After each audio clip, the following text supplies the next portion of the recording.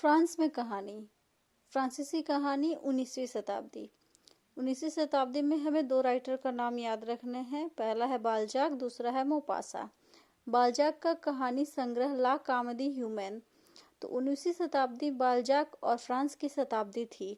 बाल्जाक को यह पक्का विश्वास था कि सामाजिक प्रजाति के रूप में मनुष्यों का उसी प्रकार विभाजन किया जा सकता है जिस प्रकार प्रकृति वैज्ञानिकों ने जंतुओं का किया है।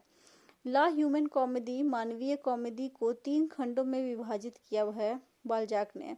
पहला पार्ट है विश्लेषणात्मक अध्ययन, दूसरा है दार्शनिक अध्ययन, तीसरा है व्यवहारों का अध्ययन। बाल्जाक ने ज्यादातर कहानियां व्यवहारों का अध्ययन नामक खंड के अंतर्गत लिखी है। नेक्स्ट है मोपासा। मोपासा ऐसे फ्रांसीसी लेखक हैं जिनकी सबसे ज्यादा ख्याति उनकी कहानियों के आधार पर ही है। मोपासा ने विडंबना, सामाजिक आलोचना, आदर्शवाद और मनोवैज्ञानिक गहनता को सौंदर्य शास्त्रीय अवसाद में पिरोकर बड़े पैमाने पर कहानी संग्रहों की रचना की। साथ में युद्ध और मृत्यु, भय, पाखंड, सुख की तलाश, स्त्रियों का शोषण जैसे सार्वत्रिक विषयों की गहन पड़ताल करती है। व्यभिचारी पुरुषों और स्त्रियों तक तथा किसानों से लेकर कुलीनों तक आधुनिक समाज की अवधारणा विविधता को उन्होंने अपने चरित्रों के माध्यम से प्रस्तुत किया। नेक्स्ट है जोला। जोला की कहानियां इस आस्था को प्रमाणित करती है कि साहित्य का उद्देश्य मनुष्यता और प्रकृति को वैसे ही चित्रित करना है जैसे कि वह वास्तव में है।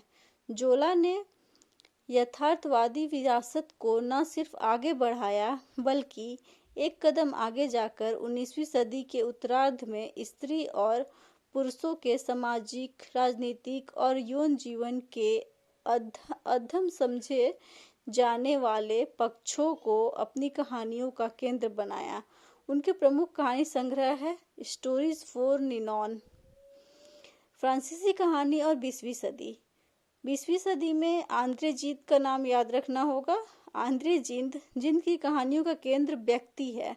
प्रथम विश्व युद्ध के बाद समाज में जो उद्वेलन और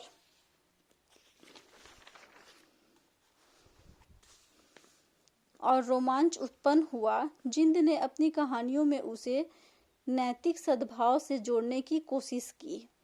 फ्रेंच कवि पॉल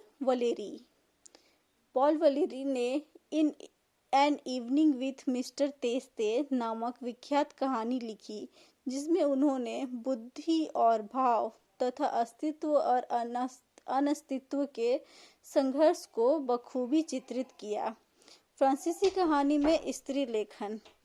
तो फ्रांसीसी कहानी में स्त्री लेखन में 2 स्त्रियों का नाम याद रखना है, एक जॉर्ज सैंड, दूसरी कोलिट। जॉर्ज सैंड फ्रेंच लेखिका, चिंतक रूसों के विचारों से प्रभावित थी। उनकी धारणा है कि मनुष्य नैतिक आचरण और अच्छाई से युक्त है और उसे किसी सामाजिक रीति को मानने या किसी संगठित धर्म में विश्वास करने की जरूरत नहीं है। उनका कहानी संग्रह है टेल्स ऑफ अ ग्रैंडमदर। कोलेत।